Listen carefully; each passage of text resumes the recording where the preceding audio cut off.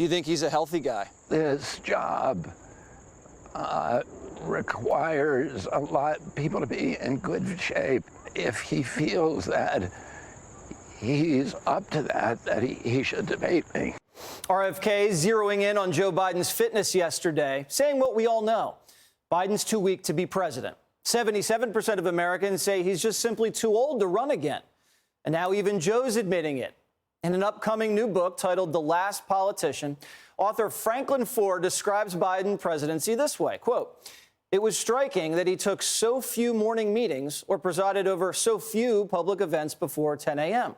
His public persona reflected physical decline and times dulling of mental faculties that no pill or exercise regime can resist. In private, he would occasionally admit that he felt tired."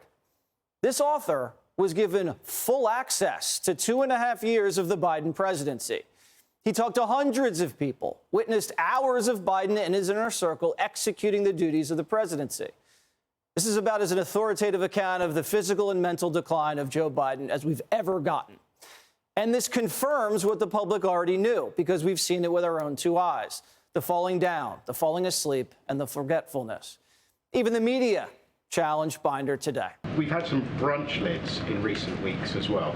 So my question is that So you a think reflection... we've had those lit because of this excerpt? Not because of the excerpt.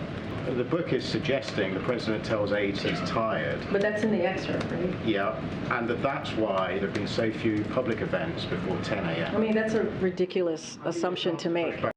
The book describes the fallout from when Joe Biden ad-libbed this line about Putin. For God's sake, this man cannot remain in power. Joe Biden had called for regime change in Russia. No American president had ever gone that far, even during the Cold War. Immediately, the White House had to clean up the president's statement. Rather than owning his failure, he fumed to his friends about how he was treated like a toddler. Was John Kennedy ever babied like that? Now, when the commander-in-chief articulates a foreign policy initiative, that almost always becomes official foreign policy. But not with Joe Biden. Joe Biden does not make the Biden foreign policy. He's told what the Biden foreign policy is, and that reveals that Joe Biden is not in control of the Biden administration, which tells us that the man we elected is not running the country. All the hyperventilating about our democracy being under siege, it's true, but not in the way the media describes it. So the Biden re-election campaign is not a sure thing. Newsom's warming up in the bullpen, and Kamala Harris is now saying anyone against her is racist. Dana Perino is my co-host on The Five, and she joins me now. Does this book open up a lot of people's eyes to what's really going on, even though we have already seen it? I feel that because it is Franklin Foer, now for people who don't know who this is not Jesse Watters saying Joe Biden looks old, okay? Franklin Foer has been on the left for many decades. He's an accomplished journalist, but there's no doubt from whence he started. And if you think about this particular White House, who protects Joe Biden very much, that they thought this guy will be somebody that will, protect Joe, right? As the rest of the media has done for a couple of years. That's not the case in this one. That must have meant that the decline was so apparent that it was impossible to protect him. Well, and he also said it. And also, if you go, when Joe Biden says to him, "Why are they treating me like a toddler?"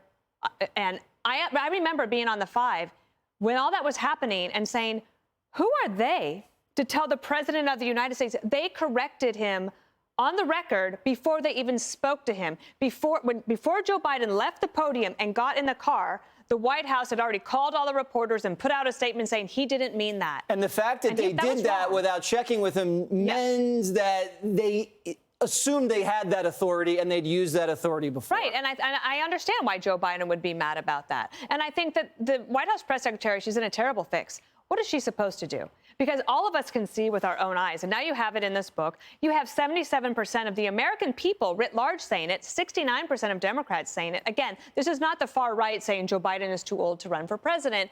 This is a wide swath of the American people saying we are also concerned. It's not meant to make fun of him, although some people will. No, but it's just a reality. And it does seem like the Democrats aren't dealing with reality. Now, behind closed doors, in whispers, oh, sure. Yes, they do. Absolutely. And it's a reality in both parties. Yes. Here is Mitch McConnell today, Senate Minority Leader, having another episode. Watch. What are your thoughts on running for re-election in 2026? What are my thoughts about what? Running for re-election in 2026. That's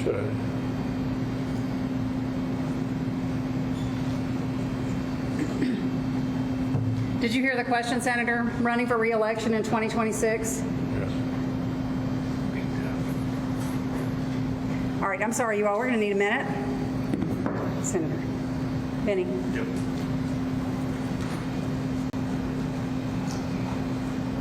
Go ahead, I saw something. Come with us. Okay, so that was hard to watch again. Yeah. And he ended up finishing his statement.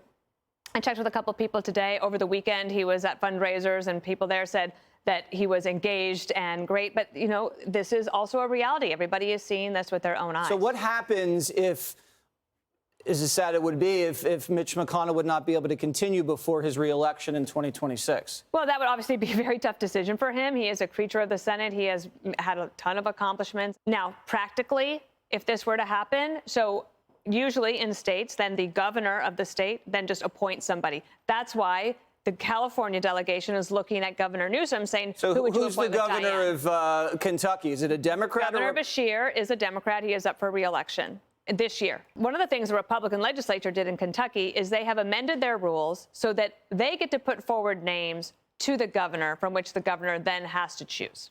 And that is foresight that the Republicans had in that state that might make a lot of sense for them if it were to come to that. Someone else has a lot of foresight. Whoever put you in charge of moderating the next debate, Dana is going to be a co-moderator with Stuart Varney. When is this, Dana? It is Wednesday, September 27th. The next Republican primary debate. I know.